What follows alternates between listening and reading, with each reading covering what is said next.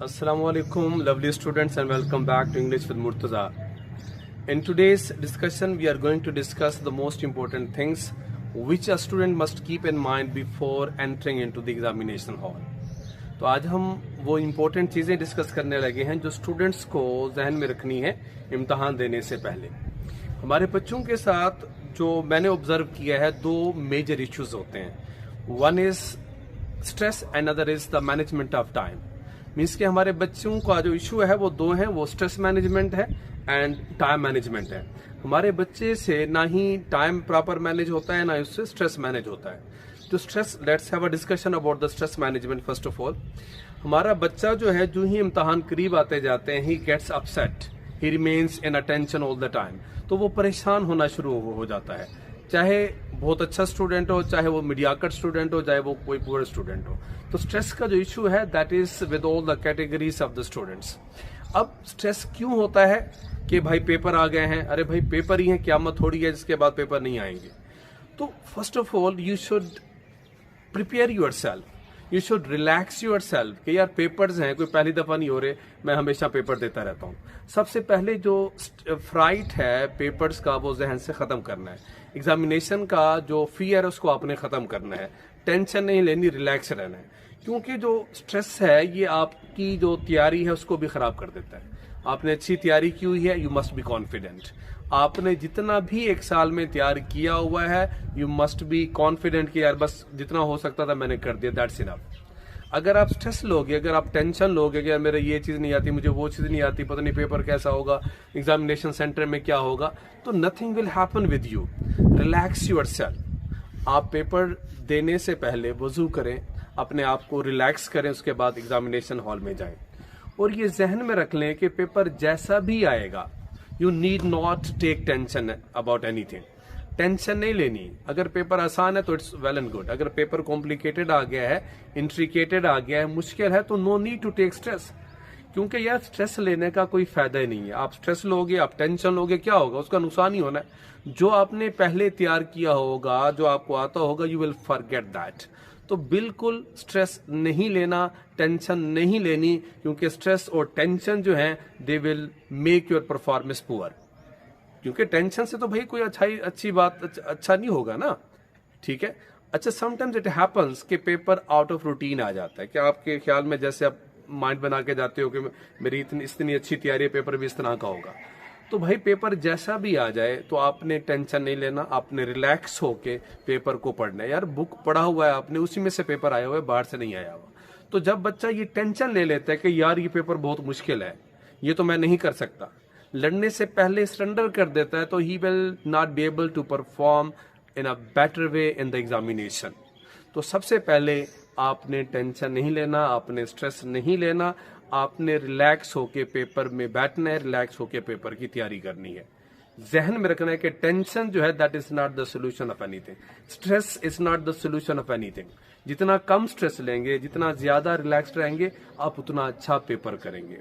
Please try to understand this thing. जितना आप ज्यादा मेंटली रिलैक्स होंगे, कॉन्फिडेंट होंगे, आपका पेपर उतना ही ज्यादा अच्छा होगा। Number one. नंबर टू जो इशू है हमारे स्टूडेंट्स के साथ, that is the problem of time management. They are unable to manage their time.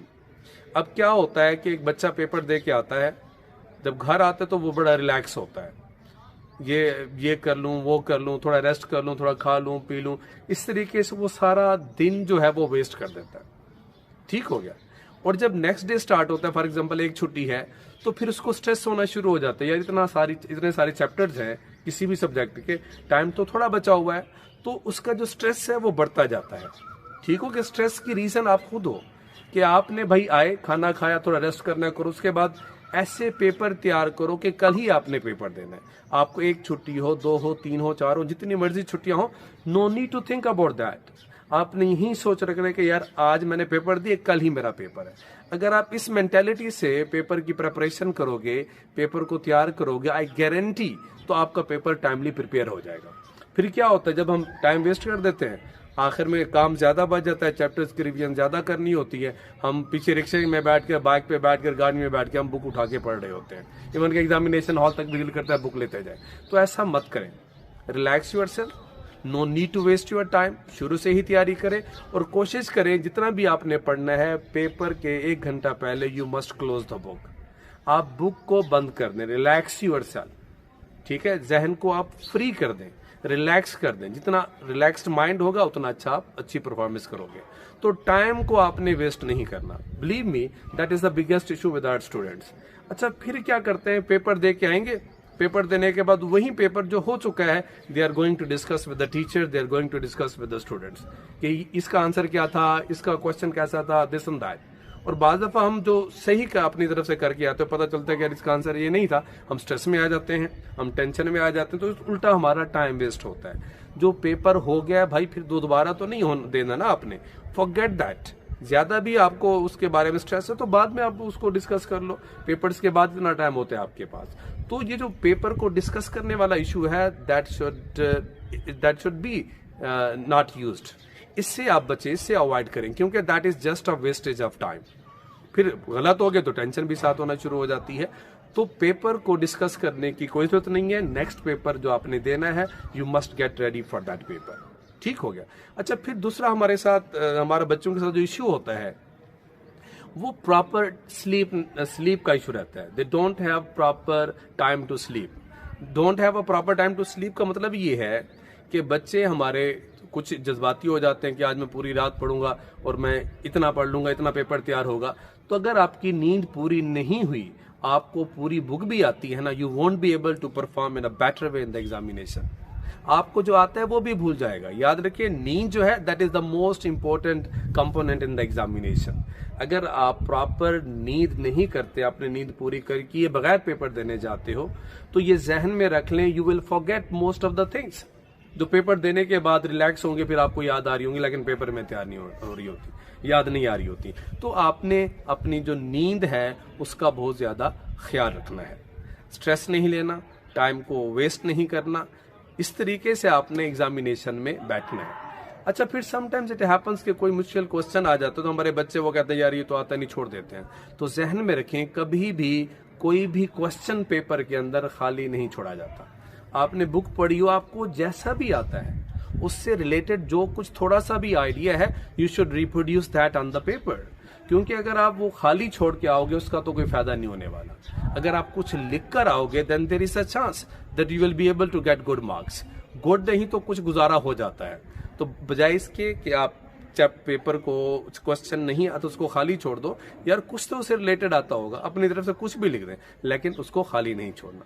इसी तरह जो ऑब्जेक्टिव का इशू होता है हमारे बच्चों के साथ, वो क्या करते हैं कि भाई अभी पहली ऑब्जेक्टिव में बैठे होते, नहीं आ रही होती, वो स्ट्रेस का शिकार हो जाते हैं, इधर उधर देखना शुरू कर देंगे, इससे पूछेंगे उससे पूछेंगे। तो इस तरीके से एग्जामिनेशन सेंटर में आपको पकड़ा जा सकता है, आपके लिए इशू हो सकता है। तो फर्स्ट ऑफ ऑल आप रिलैक्स होकर पढ़ें एमसीक्यूज को। जो आपको 100% श्योर है आप उसको सॉल्व कर लें। जो आपको नहीं आ रहा, समझ नहीं आ रही, उसको आप छोड़ते जाएं। ठीक है, पहली दफा जब आप करें तो वो क्वेश्चन को बबल फिल करें जो आपको अच्छी तरीके से आते हैं। दूसरी दफा जब जो आ जाते हैं वो कर लिया, फिर आपने फिर देखना है कि हमने जो छोड़े हुए हैं आपने, आप उनको सोचें, उनके ऊपर फिक्र करें कि इनको मैंने कैसे करना है। और एमसीक्यूज में जो है अक्सर जब हमने चीजें पढ़ी होती हैं तो 2 एमसीक्यूज पे आकर हम कंफ्यूज हो जाते हैं। तो इसको प्रोसेस ऑफ एलिमिनेशन कहते हैं। एलिमिनेशन का मतलब ये है कि आपने एक क्वेश्चन का आंसर आपको समझ नहीं आ रहा था ऑब्जेक्टिव का, तो आपने 4 ऑप्शन थे, आपने देखा कि यार डी ऑप्शन तो हो ही नहीं सकता, तो रिलेटेड नहीं है, ए भी नहीं हो सकता, ठीक हो गया, बी सी में आप देखें कि इनमें से कौन सा हो जाए। अक्सर हम 50-50 में फंसते हैं। तो इधर जाके बंदा सही तरीके से सोच के उसको बबल फिल करता है। अच्छा, बाद दफा हमारे बच्चों के साथ ये इशू भी होता है कि वो क्या करते हैं कि छोड़ के आ जाते हैं, एमसीक्यूज छोड़ के आ जाते हैं। तो भाई एमसीक्यूज तो गैस से ना हो सकता है, ऐसे ही लग जाए, तो उसको आपने छोड़ना नहीं है। एमसीक्यूज को बिल्कुल भी नहीं छोड़ना, आपने पूरे बबल्स को फिल करके आना है।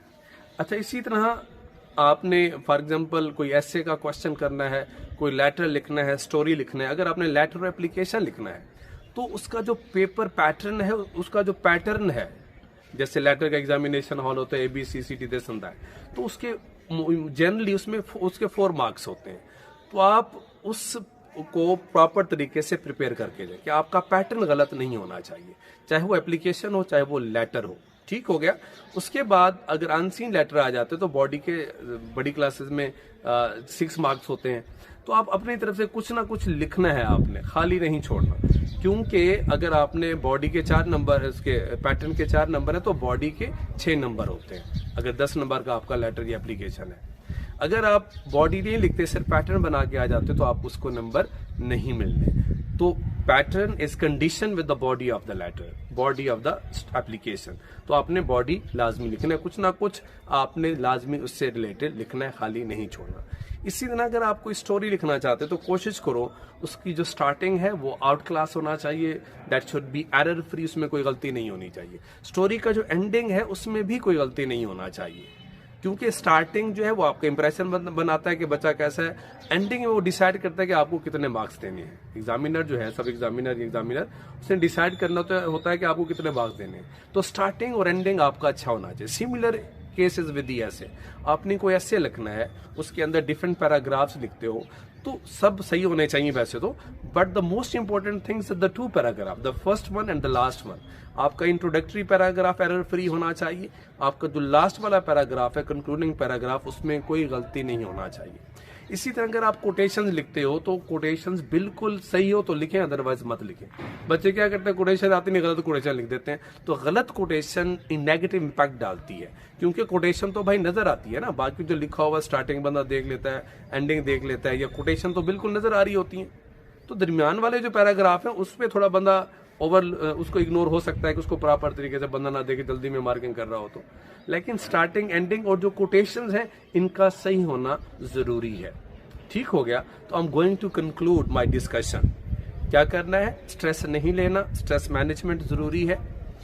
उसके अलावा टाइम को मैनेज करना है, टाइम मैनेजमेंट जरूरी है। ठीक है, टाइम वेस्ट नहीं करना, एक पेपर दिया दूसरे में रिलैक्स हो गया, ऐसा नहीं करना। नींद पूरी करनी है आप लोगों ने, और पेपर के अंदर कोई भी क्वेश्चन है, आता है या नहीं आता, जितना आता है उससे रिलेटेड जितना आता है, कुछ ना कुछ आप लाजमी पेपर पर लिखो, खाली कभी नहीं छोड़ा जाता। ठीक हो गया। तो that is the end of today discussion. See you in the next.